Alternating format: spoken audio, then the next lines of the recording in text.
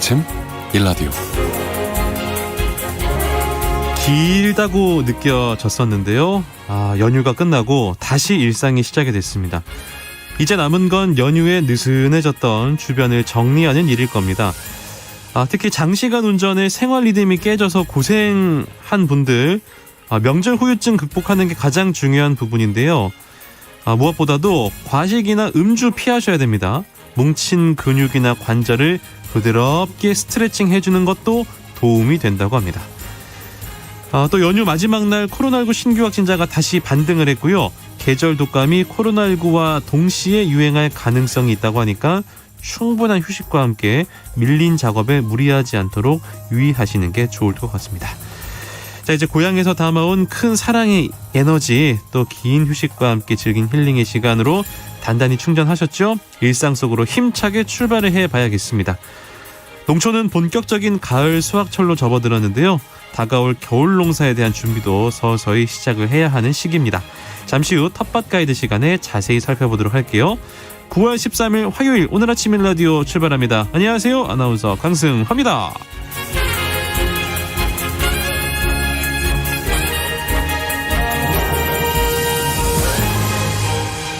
오늘 아침 일라디오 오늘도 여러분과 생방송으로 함께하겠습니다. 방송에 참여하실 분들 단문 50원, 장문 100원이 드는 유료 문자 샵 9730 이용하셔도 되고요. 유튜브에 KBS 일라디오 공식 채널 검색하고 들어오시면 채팅창에 참여하실 수 있습니다. 콩 어플리케이션에서도 일라디오를 보이는 라디오로 함께 하실 수 있습니다. 유익한 정보와 살아있는 이야기가 있습니다. KBS 오늘 아침 일라디오. 농수산 뉴스로 이어가겠습니다. 한국농어민신문 이진우 기자 연결할게요. 안녕하세요. 네, 안녕하십니까?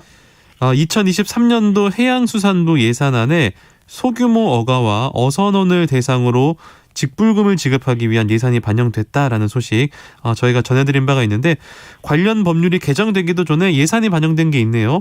이를 뒷받침하는 내용을 골자로 한 수산업 어촌 공익기능 증진을 위한 직접 지불제도 운영에 관한 법률 개정 법률안 국회에 발의가 됐네요. 그렇습니다. 이 약칭으로 수산 직불제법이라고도 합니다. 이양수 국민의의원 대표 발의로 개정안이 발의가 됐는데요.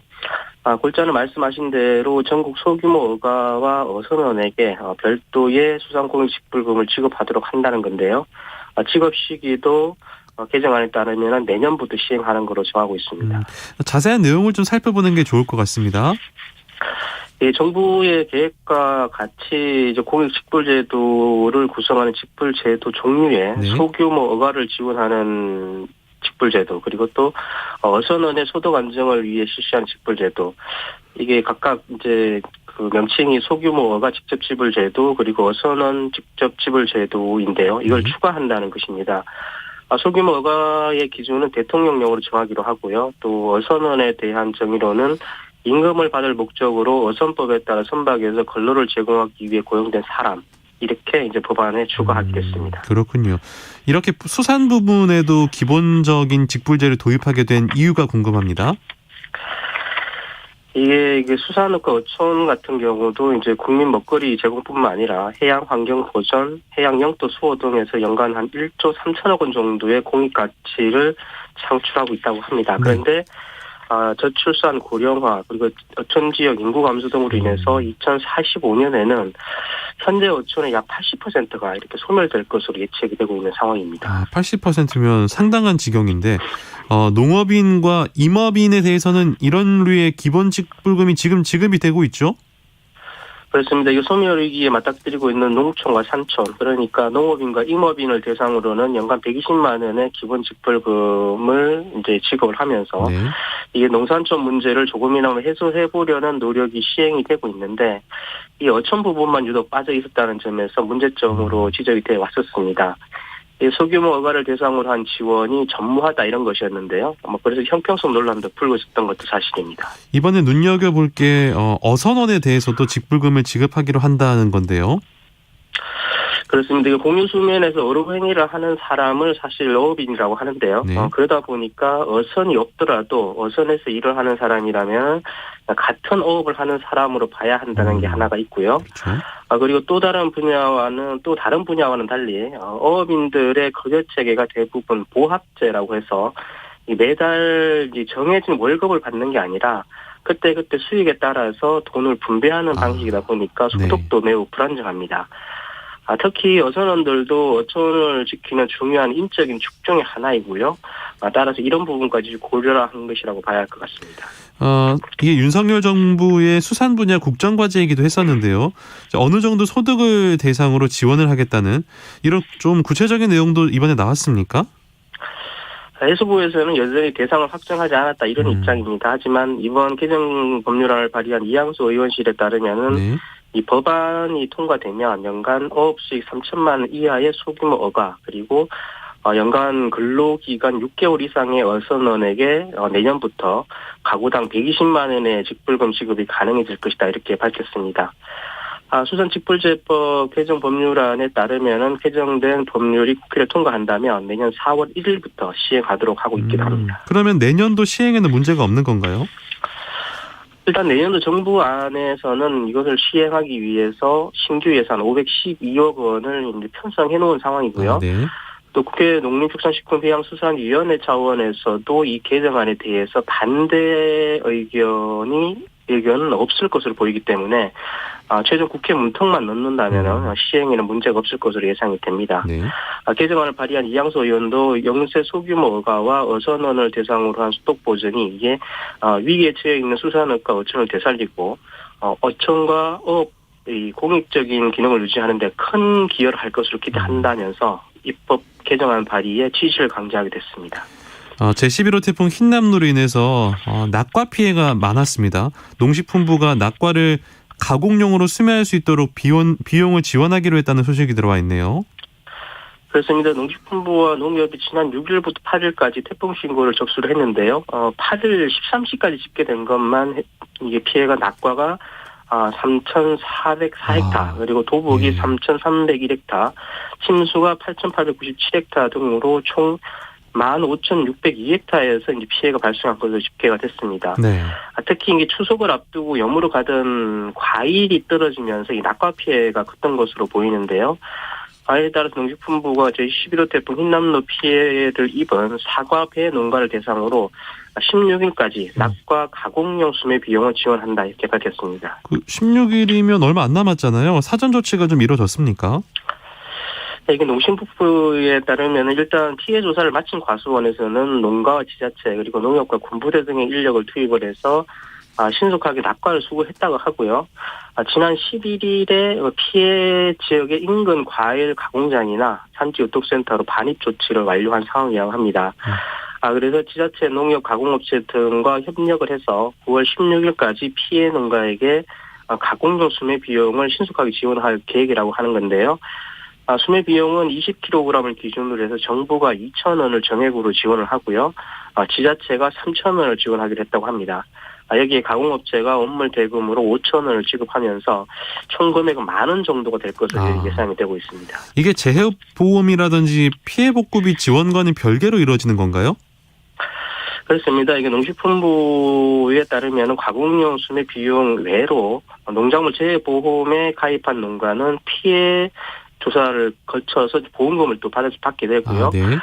재해보험에 가입하지 않은 농가에 대해서는 피해 복구가 완료되는 대로 정부와 지자체가 피해 조사를 또 확인해서 대파비와 농약대 등을 피해 복구비를 지원할 계획이라고 합니다. 그리고 또 피해가 발생한 지역과 작물에 대해서는 약재, 영양제 등에 대해서도 20에서 30% 정도 할인해서 공급할 계획입니다. 네. 그리고 오늘부터 연말까지 전국 농지를 대상으로 한 이용 실태 조사가 시행이 됩니다. 그렇습니다. 오늘부터 12월 31일까지 전국 농지에 대한 이용 실태 조사가 추진이 되는데요. 농지 이용 실태 조사는 농지의 소유, 거래, 이용, 전용 등에 관한 사실을 확인하는 행정조사를 말하는 겁니다. 네. 올해부터 매년 의무적으로 이제 실시하도록 되었습니다. 이 실태 조사의 주요 조사 내용이 뭔가요?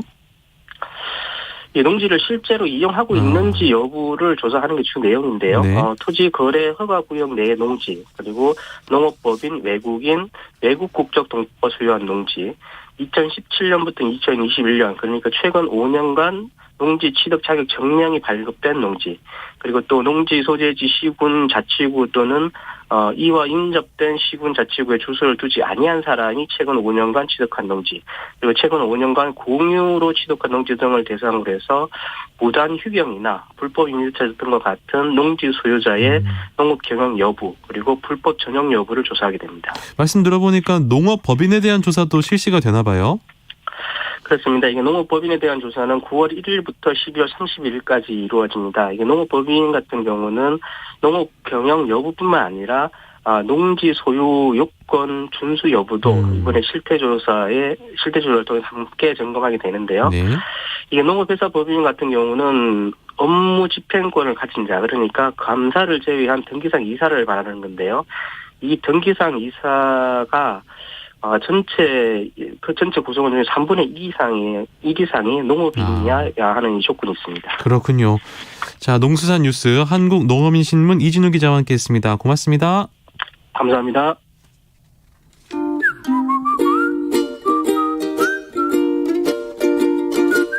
오늘 아침 1라디오 강승화 아나운서의 진행으로 듣고 계십니다.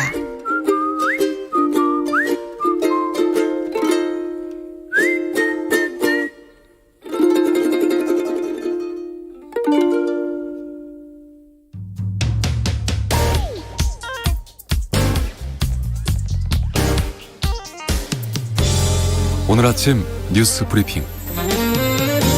뉴스 브리핑 정상근 기자 연결하겠습니다. 안녕하세요. 네, 안녕하십니까.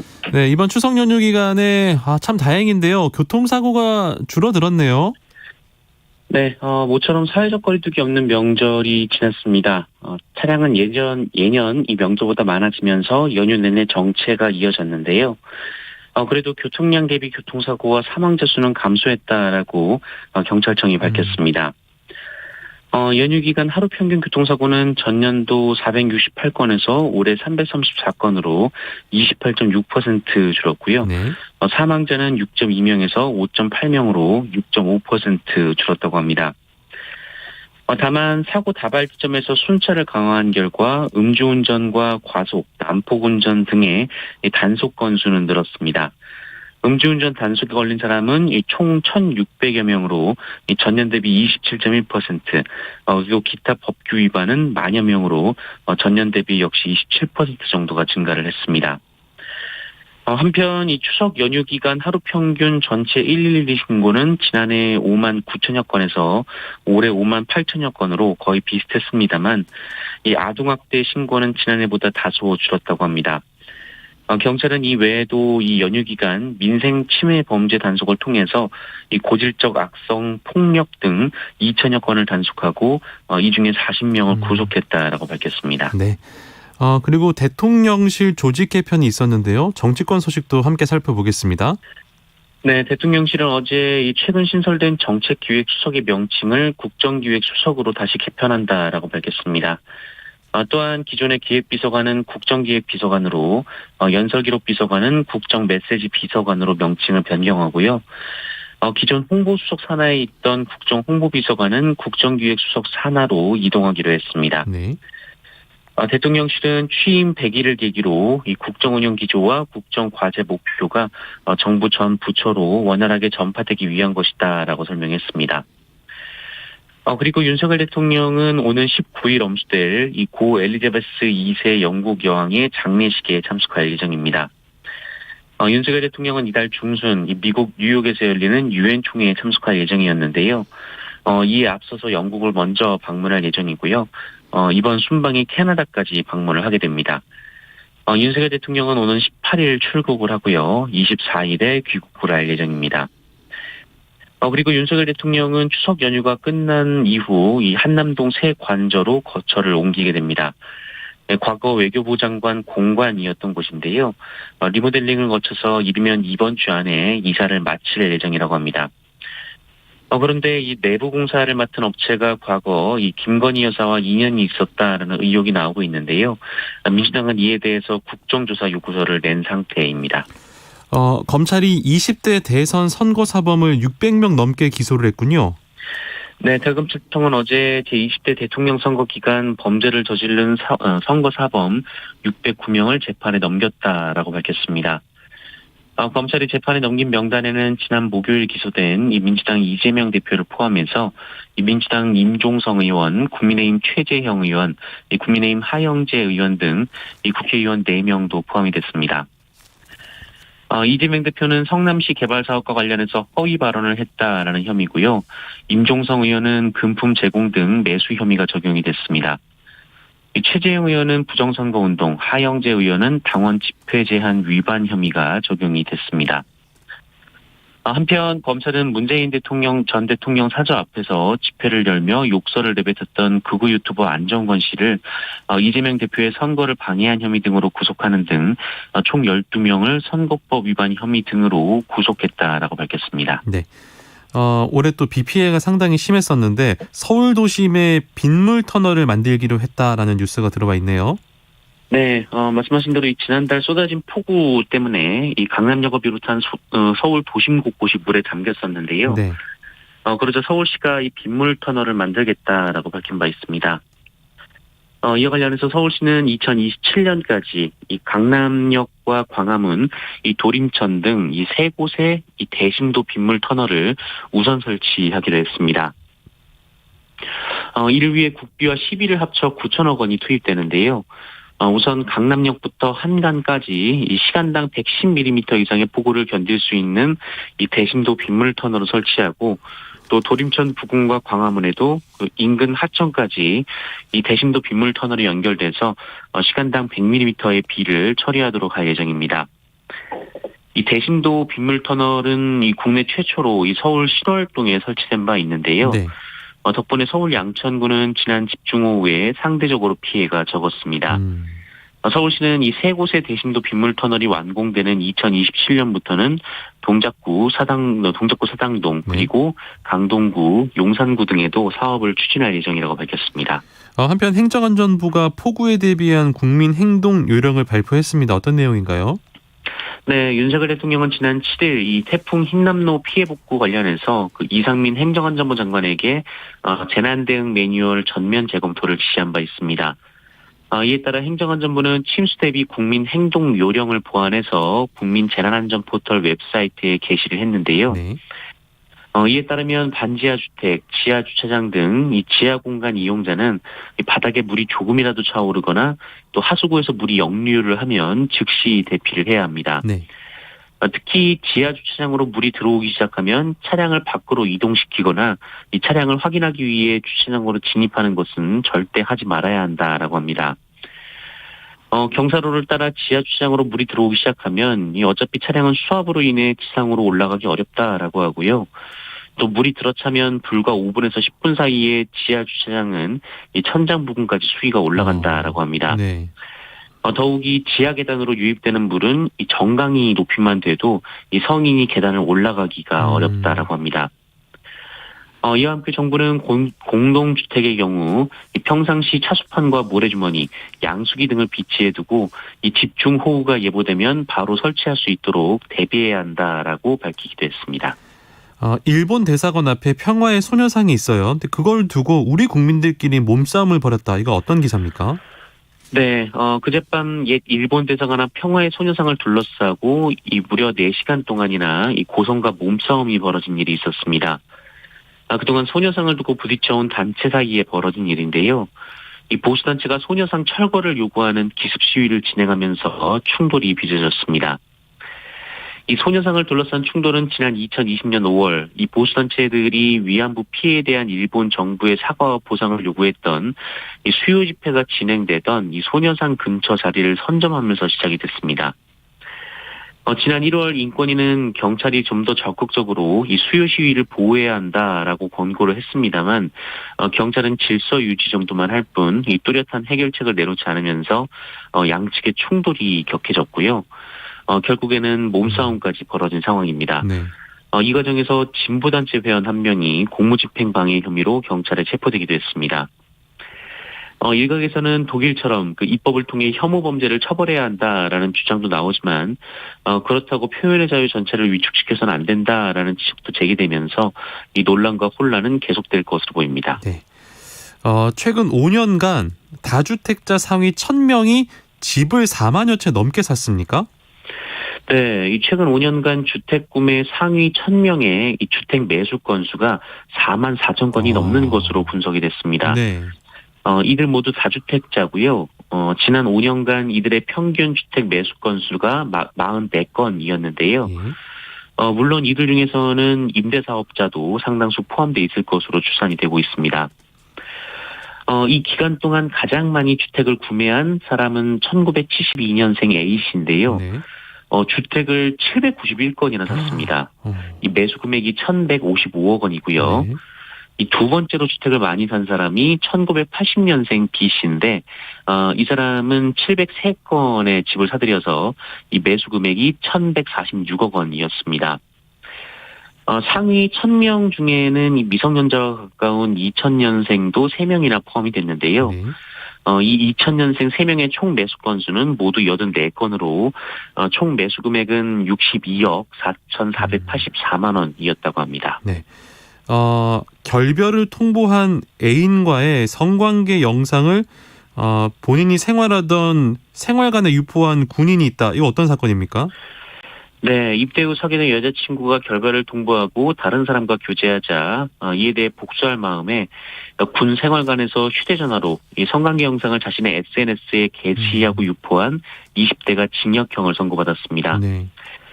춘천지법 원주지원은 최근 성폭력 범죄 처벌 등에 관한 특례법 위반으로 기소된 23살 A씨에게 징역 2년 6개월을 선고했다라고 밝혔는데요. 이와 함께 40시간의 성폭력 치료 프로그램 이수, 그리고 아동 청소년 관련 기관 및 장애인 복지시설 3년간 취업 제한 등을 각각 명령을 했습니다. 이 남성은 휴일에는 군생활관에서 휴대전화를 사용할 수 있는 점을 이용해서 이런 일을 저질렀다라고 하고요. 네. 이 다른 트위터 이용자에게 해당 게시물을 퍼뜨려달라라고 한 사실이 재판 과정에서 드러나기도 했습니다. 결국 이 때문에 이 피해자의 범행 영상은 이 인터넷에서 완전히 삭제가 되기 어렵게 됐습니다. 재판부는 피고인이 이용한 트위터는 다른 SNS와 비교할 때 전파력이 월등히 크다라면서 이 범행은 피해자를 사회적으로 매장하는 범죄로서 그 수법이 매우 저열하다라고 판시했습니다. 한편 이 판결에 대해 검사와 A씨 측 모두 항소했다고 합니다. 네. 오늘 오전에 우리나라 한국 드라마의 새로운 역사가 쓰여질 수도 있다고요? 네, 바로 오늘 이 방송계의 오스카라고 불리는 에미상 시상식이 열립니다. 올해 에미상 시상식에는 넷플릭스 오리지널 드라마로 우리나라에서 제작된 오징어 게임이 나무주연상과 남녀조연상, 작품상, 감독상 등 6개 부문의 후보로 올라가 있습니다. 네. 최대 감신사는 배우 이정재 씨의 주연상 수상 여부를 포함해서 이 배우상 수상 여부인데요. 이 오징어 게임은 미국을 넘어선 전 세계적인 인기를 얻었고요.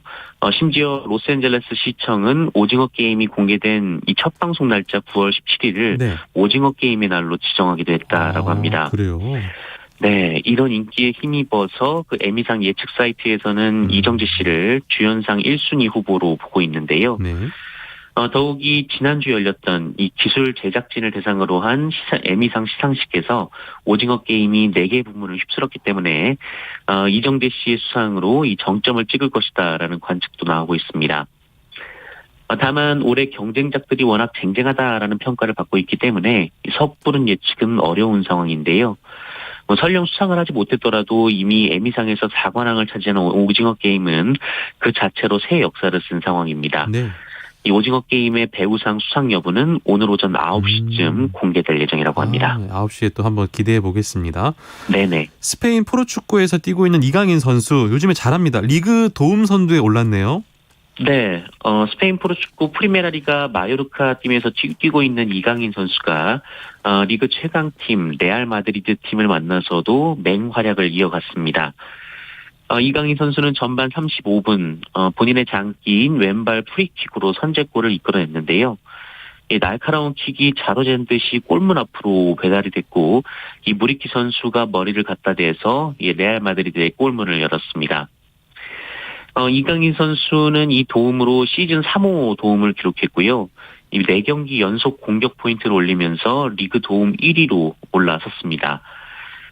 여전히 스페인은 이 30도가 넘는 무더위가 이어지고 있는데요. 이강인 선수는 78분 동안 근육 경련이 나도록 뛰면서 이 팀 내에서 두 번째로 높은 평점을 받았습니다. 다만 이강인 선수의 활약에도 마요르카는 리그 최강 이 레알 마드리드에 1대4로 패배했습니다. 네, 오늘도 정상근 기자와 함께했습니다. 고맙습니다. 고맙습니다.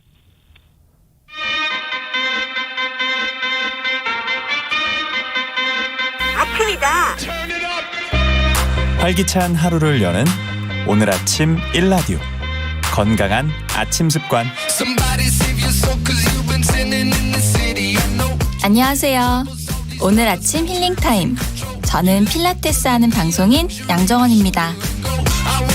오늘은 기지개를 활짝 펴볼까요? 양팔을 머리 위로 들어 올려 깍지를 끼시고요. 여의치 않은 분은 한 팔만 들어 올린 후 위로 힘껏 뻗어주세요. 가능하신 분들은 오른팔을 위로 뻗은 채 왼손으로 오른쪽 팔꿈치를 지그시 끌어올려주세요. 하나, 둘, 셋, 넷, 다섯. 반대쪽도 하나, 둘, 셋, 넷, 다섯. 어깨에서부터 등, 팔 근육이 당기듯이 쭉 끌어올려서 스트레칭을 합니다. 가능하시면 5초간 3회씩 반복해주세요. 오늘도 여러분의 건강한 하루를 응원합니다. 저는 양필라 양정원이었습니다.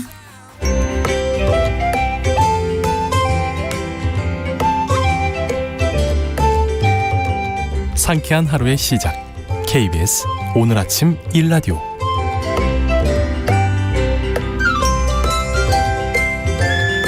도시농부들의 텃밭 가이드 수원 씨앗도서관 박영재 관장과 함께하겠습니다. 관장님 안녕하세요. 네, 안녕하세요. 자, 오늘 텃밭과 관련해서 궁금한 점이 있으시면요. 단문 50원, 장문 100원이 드는 유료 문자 샵 9730으로 지금 바로 문자 보내주시면 되겠습니다. 저희가 자세하게 답변 드릴게요. 관장님. 네. 명절 잘 보내셨나요? 네. 어떻게 보내셨어요? 텃밭에서 나온 재료 가지고 여러 가지 요리를 해보면서 아주 재밌게 가족들과 보냈습니다. 뭘 가장 맛있게 드셨습니까? 가지가 그렇게 맛있더라고요. 올해 가지가 맛있나요? 네. 제가 유일하게 안 먹는 채소가 가지인데. 그러세요? 하나도 안 부럽네. 요리 방법을 배우시면. 근데 가지도 튀겨가지고 네. 먹으면 맛있긴 하더라고요. 네, 튀긴 것도 있고요. 예. 이거 볶아서 덮밥 형태로 해서 이렇게 먹어봤더니 예. 끝내주더라고요. 그러고 보니까 제가 많이 먹었네요. 생가지 이런 거는 잘 안 먹잖아요, 사람들이. 그렇죠. 그죠? 네. 요리를 해서. 갑자기 또 가지가 먹고 싶어집니다. 지난주에 저희가 이 태풍 재난 방송 때문에 방송이 없었잖아요. 네. 이제 가을만 되면 이제 태풍이 좀 많이 올라와서 긴장감은 늦출 수가 없습니다. 네. 긴장하고 대비한 만큼 태풍도 알아서 이렇게 좀 약해졌는데요. 네, 다행이죠. 네, 피해도 좀 없었습니다. 네. 그래도. 하지만 아직도 또 계속 태풍이 또 이렇게 생기는 기간이라서 맞아요. 10월 중순까지는 긴장을 늦출 수가 없습니다. 쓰러진 작물들은 좀 일으켜 세우고 네. 또 흙이 흘러내려서 막힌 이제 배수로도 좀 정비를 하고 비가 오고 나면 또 꼭 찾아오는 게 또 병충해거든요. 네. 이것도 방제에 신경을 써야 합니다. 좀 명절이 지나니까 가을이 좀 깊어졌다라는 기분이 드는데 좀 본격적으로 해야 될 일들이 좀 많이 늘어나죠? 네. 기온이 정말 산들바람 부는 네. 서늘해졌는데요. 아침 저녁으로는 굉장히 기분 좋은 바람이 불더라고요. 네. 봄 작물이 끝나서 이렇게 빈 자리에는 이제 갓, 상추, 알타리무, 시금치를 이제 파종하면 모든 밭이 이렇게 채워지게 됩니다. 비 내린 날이 많아서 몇 번이나 다시 심었다는 분들이 이렇게 많더라고요. 다 쓸려 내려갔군요. 네.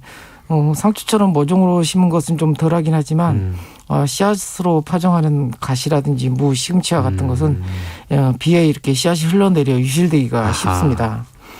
그래서 넓은 일항에 이렇게 줄뿌림으로 심을 때 씨앗 파종한 부분이 약간 돋아져 올라오도록 하는 것이 좋습니다. 네. 이렇게 하면 흘러내리지도 않고 파종한 자리를 찾기도 쉽습니다. 살짝 튀어나오게 네. 심으면 된다. 그 발화를 좀 빨리 할 수 있는 방법도 있나요? 네. 이렇게 가을 파종에 발화를 빨리 할 수 있도록 하게 되면 아무래도 좀 일을 덜 할 수가 있겠죠. 네. 씨앗을 반나절 정도 이렇게 불렸다가 파종하면 싹도 빨리 나오고 그리고 또 균일하게 이렇게 나옵니다. 네. 또 싹이 이제 서로 겹치면 이제 솎아주기를 하고 나중에 남긴 싹들에 이제 뿌리가 들뜨지 않도록 물을 듬뿍 뿌려주는 그런 소금 작업도 해줘야 합니다. 그렇군요. 그 저희 청취자분들의 사연 중에요. 비가 너무 많이 와서 모종을 망쳤어요라는 분들도 계시더라고요. 네. 안타까운 소식인데요. 네. 비 때문에 가을 배추를 심지 못했다는 아이고. 분들도 계시더라고요. 네. 그리고 또 비 때문에 진짜 모종이 이렇게 흘러내려서 망쳤다는 분들도 계시는데요. 이런 분들은 배추 모종을 바꿔서 심어볼 필요가 있습니다. 네. 시중에 나와 있는 배추 중에서는 100일 배추, 60일 배추, 50일 배추 이런 것과 같이 네. 예, 좀 늦게 심어도 수확할 수 있는 이렇게 품종들이 많이 나와 있습니다. 네. 지금이라도 늦지 않았으니까 60일 배추라든지 50일 배추와 같이 좀 늦게 심어도 똑같이 이렇게 수확할 수 있는 모종으로 바꿔서 심어보시기 바랍니다. 알겠습니다. 이제 우리 속담에 비 온 뒤 뭐 땅이 굳어진다 이런 속담 있잖아요. 근데 실제로 비가 온 다음에 땅이 딱딱한 경우가 많다고 하더라고요. 이런 건 어떻게 해결합니까? 네, 비가 온 다음에는 작물 주변의 흙들도 이렇게 똑같이 딱딱해집니다. 허미로 긁어주면 흙으로 이렇게 긁어줘야 되는데요. 이렇게 네. 되면 물도 잘 스며들고 뿌리로 공기가 잘 전달돼서 뿌리가 숨쉬는 데도 도움이 됩니다. 이렇게 허미로 긁어줄 때는 미리 흙 위에 이제 거름을 좀 뿌려주고 긁어주게 되면 옷고름 주는 작업도 됩니다. 네. 이 작업을 이제 북죽이라고 하는데요. 우리가 기운을 북돋아 준다는 말이 바로 이런 농사 작업에서 나온 말입니다. 그래요? 네. 이런 이제 북죽이 작업으로 이제 작물들은 기운을 받아서 쑥쑥 자라게 됩니다. 권장님 감사합니다. 아나운서들한테 이런 정보들 굉장히 좋습니다. 네, 제가 어디 가서도 아는 척을 할 수 있는 북주기에서 북돋아 준다는 말이 나왔다. 좋습니다. 본격적인 가을 수확철이라서 하실 일들이 굉장히 많으실 것 같은데요. 네. 옛 어른들이 어정 7월이요 동동 8월이라고 이렇게 했는데요. 음력으로 7월은 이제 봄 수확이 끝나 좀 한가로운 철이었다고 한다면 음력 8월인 이제 지금이죠. 지금부터는 본격적인 가을 수확철이 시작돼서 바쁜 마음에 발을 동동거리며 다녀야 한다는 말입니다. 그래서 동동 8월이군요. 네. 그리고 이제 가을 수확은 늦는 것보다는 좀 빠른 편이 좋습니다. 그래요? 늦출수록 시기를 놓칠 위험이 많아지고요. 네. 비가 올 수도 있으니까. 네. 또 수확량도 떨어질 수 있기 때문입니다. 그래서 어른들은 수확은 도둑처럼 해라. 이런 말도 하십니다. 도둑들이 뭔가 좀 재빠르게 움직이잖아요. 네. 그것처럼 좀 수확도 빨리빨리 해라. 그렇죠. 그런 의미군요. 그러면 작물마다 수확 시기에 신경 써야 할 부분이 좀 다릅니까? 고구마나 땅콩은 수확할 때쯤이 되면 위에 보이는 잎에 검은 점들이 생기기 시작합니다. 그리고 또 이제 당근은 잎들이 옆으로 이렇게 벌어져서 꽃들을 올릴 준비를 하죠. 이렇게 작물마다 수확 시기를 알리는 신호를 잘 관찰하실 필요가 있습니다. 잘 보셔야겠네요. 이제 겨울도 머지 않았는데 겨울에도 농사를 우리가 하잖아요. 겨울 농사 준비도 서서히 해야 될 텐데요. 네. 이듬해 봄에 수확할 작물로 마지막으로 대파 모종을 심게 됩니다. 10월 초 한로 즈음에 심는다고 해서 한로파라고 하는데요. 한로파. 봄에 심은 대파들은 이듬해 봄에 이제 꽃이 피어서 씨앗을 맺는 데 반해서 전에 한로에 파종한 대파는 네. 꽃이 피지 않아서 대파를 먹을 수가 있습니다. 물론 이제 겨울에 얼어 죽지 않는 토종 조선 대파 얘기고요. 네.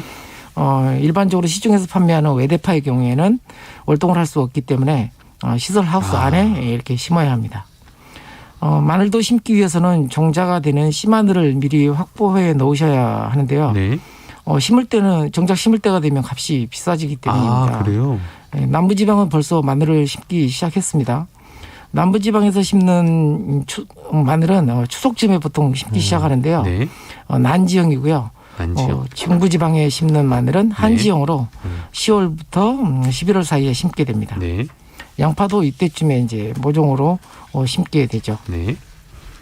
그리고요. 최근 그 도시농업이라고 해서 이렇게 텃밭 농사를 하는 분들이 기존 농업인만큼이나 수적으로 많이 늘어나고 있습니다. 그래서 도시 지역의 각 지자체뿐만 아니라 농촌 지역에서도 귀촌인을 대상으로 이렇게 도시농업과 같은 그런 관련된 프로그램을 많이 진행하고 있습니다. 네. 하지만 최근 이제 서울시에서 선거 이후에 도시농업과 관련된 부서도 없애고 예산도 삭감해서 관련 시민단체들이 항의를 하고 있더라고요. 도시 지역에서는 농사지을 땅을 구하기가 힘들어서 무엇보다 행정의 도움이 많이 필요한데 모쪼록 많은 시민이 참여하는 도시농업을 계속될 수 있도록 지원해 주셨으면 좋겠습니다. 네. 자, 청취자분들의 질문도 저희가 한번 풀어드리도록 하겠습니다. 3033번님께서 문자 주셨네요. 관장님, 쪽파나 갓은 언제 파종하는지요? 방금 말씀드렸는데, 그죠? 네, 맞아요. 지금쯤인 거죠? 네, 지금 파종을 하실 때입니다. 예, 지금이 딱이랍니다. 4693번님, 텃밭에 조선 호박을 몇 포 심었는데요. 꽃은 많이 잘 피는데 꽃이 그냥 떨어져 버리고 호박이 안 열립니다. 왜 그런 건가요? 네, 아마 이제 더운 여름 때는 주로 호박이 이제 수꽃만 핍니다. 근데 이제 좀 이제 날이 서늘해졌으니까 네. 이렇게 이제 암꽃도 피고 이렇게 호박이 잘 달리기 시작할 겁니다. 좀 기다려 보시기 바랍니다. 그러니까 이게 수꽃이어서 그런 거예요? 네. 꽃이 좀 떨어지는데 너무 좀 마음 급하게 먹지 마시고 기다리시면 된답니다. 9575번님, 배추 모종을 심었는데요. 물을 하루에 몇 번 줘야 되고 농약은 또 언제 줘야 됩니까? 네. 아무래도 이제 배추 모종 심으면 물 걱정을 굉장히 많이 하시더라고요. 근데 보통 이렇게 하루에 몇 번씩이나 주는 경우는 없고요. 네. 하루에 한 번 정도 아침이나 저녁 시간에 주시고요. 네. 그리고 또 중간에 이제 땅에 이렇게 습도를 좀 손으로 넣어서 이렇게 확인해 보면 안 줘도 될 경우가 많아요. 너무 물이 뭐 많다거나 이럴 때. 네. 너무 물이 많으면 오히려 또 뿌리역병이라든지 네. 이런 병에 걸릴 수도 있어서 물은 잘 관리하실 필요가 있고요. 그다음에 농약은 이제 제가 안 쓰시는 분입니다. 예. 네. 미리미리 이제 목초액이라든지 예. 아니면 이런 세제 주방 세제물을 일주일에 한 번씩 이렇게 예방적으로 이렇게 좀 뿌려주면 병해충은 좀 예방이 될 수 있을 것 같습니다. 알겠습니다. K124016021번님. 고추가 탄저가 왔는데 어떻게 해야 됩니까? 수확이 거의 없네요. 네. 밑에 3646님도 이제 같은 질문을 해 주셨는데요. 맞습니다. 네. 아마 이제 비가 많이 오면 이렇게 흙을 통해서 이렇게 비산되는 탄저균이 이제 작물에 올라오게 되는데요. 네. 이미 와 있는 그 고추들은 좀 따서 땅 속에 매립을 하든지 이런 식으로 좀 처리를 해 주시고요. 네. EM 미생물이라든지 아니면 인근에 있는 농업기술센터에서 나눠주는 이런 그 방성균이라든지 이런 그 농업용 미생물들을 살포해 주시면 탄저에 도움이 된다고 합니다. 알겠습니다. 0961번님, 무가 안 크네요. 알타리 정도밖에 안 크는데 왜 그런 걸까요? 2년 동안 2번 다 그래요. 올해 포기해야 하나 싶어요. 지금 이 정도 자랐으면 잘 큰 거. 알타리 정도면 잘 큰 거예요? 잘 크고 있는 중이고요. 예.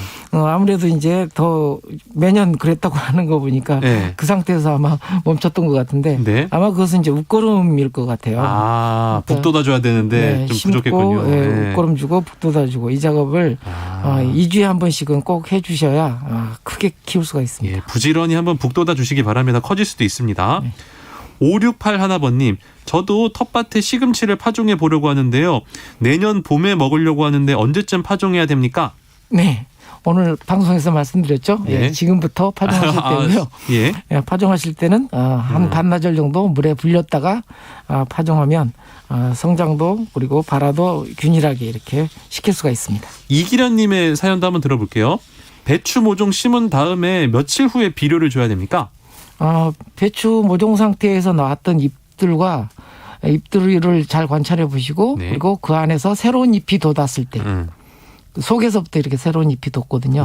그래서 새로운 잎이 돋았을 때부터가 웃구름 주는 시기입니다. 알겠습니다. 오늘도 너무나 재미난 이야기들 잘 들었네요. 수원 씨앗도서관 박영재 관장과 함께했습니다. 오늘 말씀도 고맙습니다. 네, 감사합니다. 네, 많은 분들께서 문자를 또 보내주셨는데요. 6824번님, 느슨하게 보낼 수 없는 종갓집 맏며느리입니다. 분주했던 연휴가 끝나고 오늘 아침은 강승환님 목소리 들으면서 커피 한 잔의 여유를 즐겨봅니다. 감사합니다. 1771번님, 지난 연휴 가족 11명의 식사 준비를 하며 아주 바쁘게 보냈어요. 출근하는 오늘이 더 기쁜 이유는 뭐죠?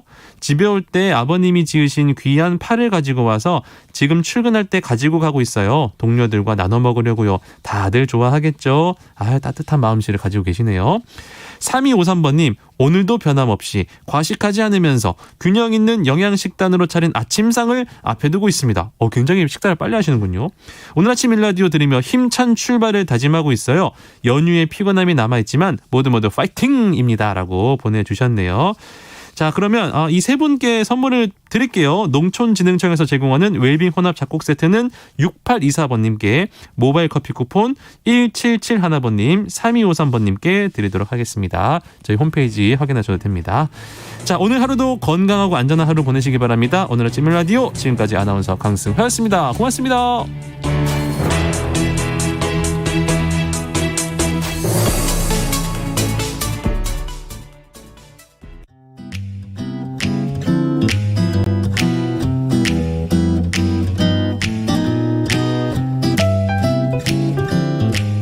안녕하세요.